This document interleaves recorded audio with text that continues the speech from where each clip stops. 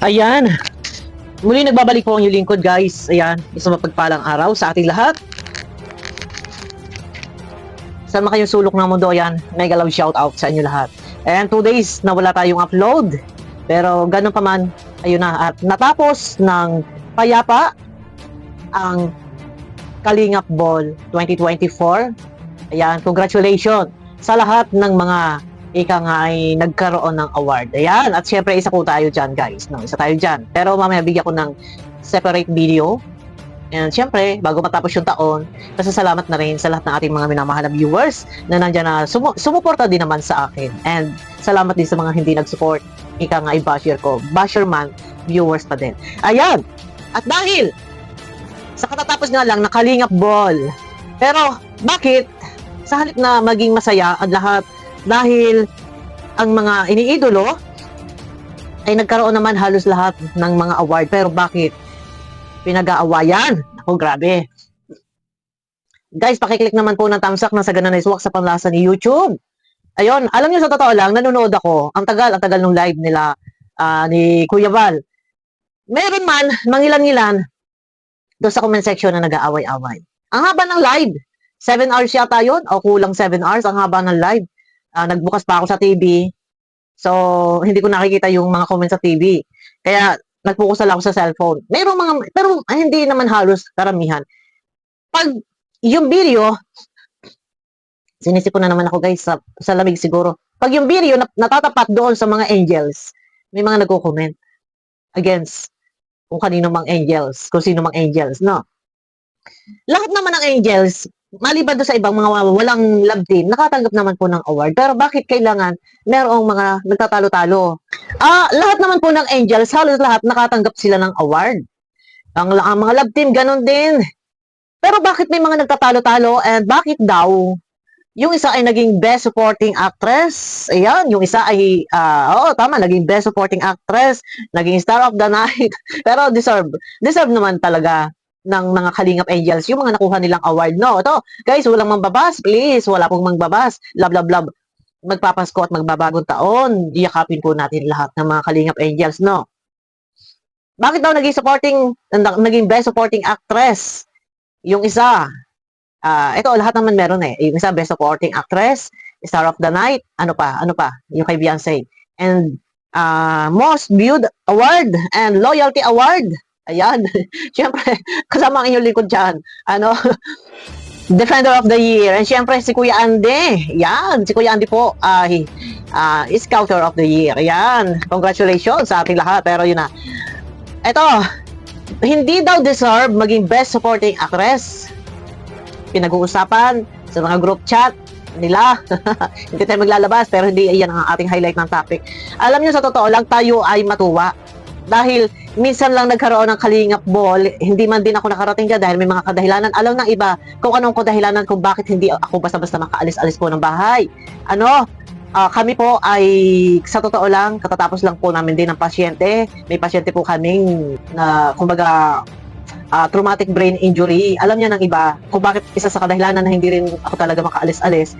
And bukod pa, naku Diyos ko, kung alam niyo lang. Kaya sana maiintindihan po ninyo ako guys. Kasi kung bakit hindi ako nakakaalis dito sa bahay. Dadalawa lang kami ng asawa ko dito nag-iintindi. So ayun na. Alam niyo sa totoo lang, ang mga panatiko, hindi ko nilalahat. Dapat tayo matutuwa. Wala po problema sa mga angels. Katunayan sila ay masasaya, magkakaibigan, para ng magkakapatid. Ang problema ay nasa ilang panatiko na kung bakit ganyan po ang inyong pag-iisip. Na hanggang sa ngayon na hindi pa rin po kayo nakaka-move on. Na kung tutuusin, dapat mag-move on kayo dahil ang inyong sinusuportahan po ay nagmamahalan silang lahat ng angels. Magkakaibigan matuturing, hindi nyo ba nakikita? For example, si Joy and si Carla. Hindi nyo ba nakikita? Na sila ay sobrang sasaya, nagyayakapan, naghaharutan.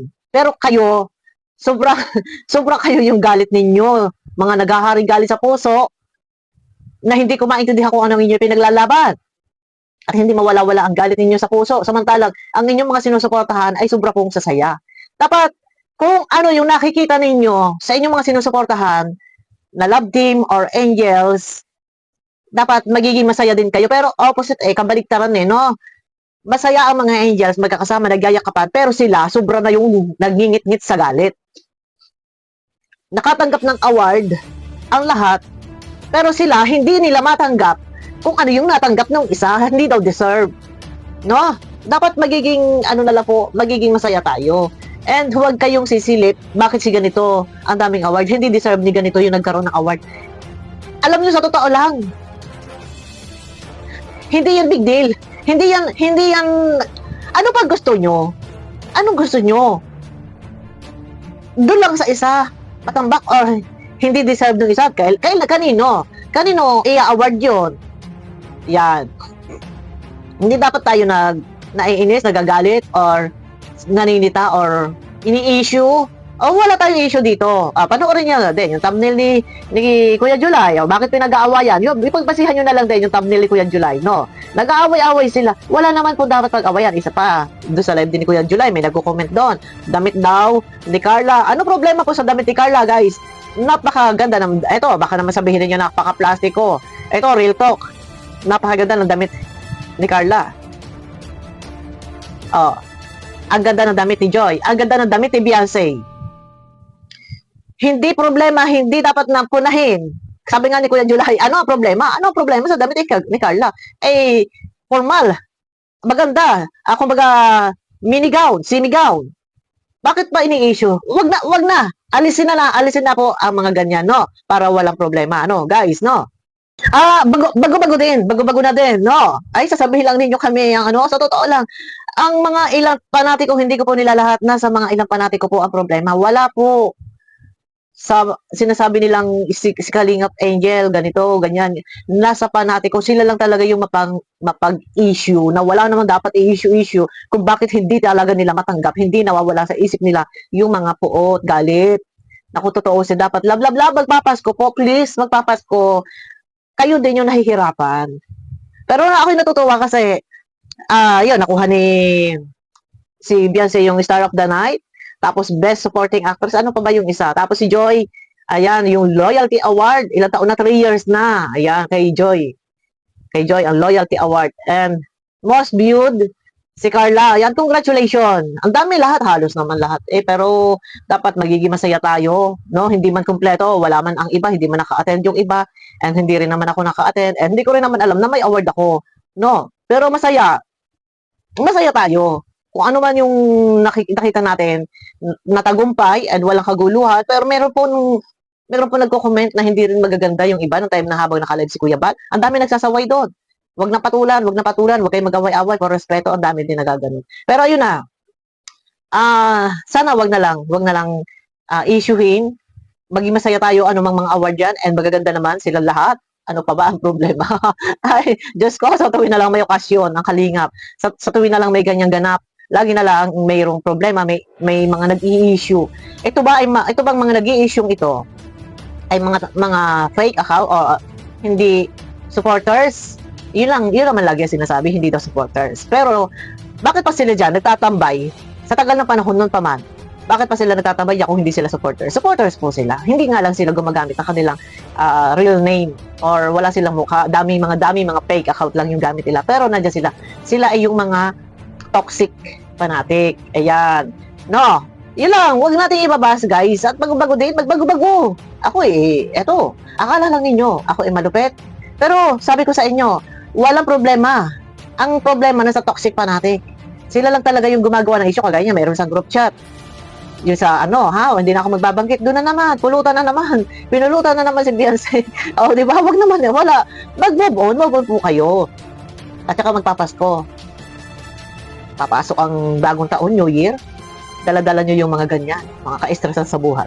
Dapat matuwa, and ano ba problema? Kung nakatanggap ng award yung isa, ay hindi raw deserve. Ay anong gagawin?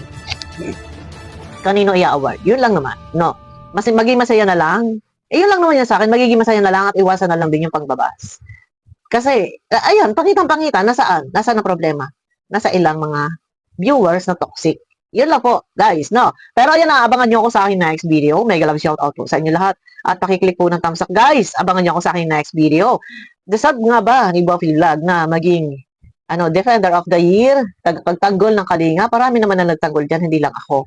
Pero bakit nga ako naparangalan? Ako nakatanggap ng award, ako binigyan ng award. At saka ipadadala daw, ano ipadadala? Si Gandang Imi, taga rito lang yan. Dito malapit sa amin, sa Cavite. No. Pag-uwi niya, dalhin niya, ibigay niya sa akin. Ayan. Abangan niyo ako guys dyan. Deserve nga ba ni Bopil na maging Defender of the Year? Ayan. Deserve ko nga ba? Iwan ko, di ko alam. Abangan nyo na lang ako sa akin next video.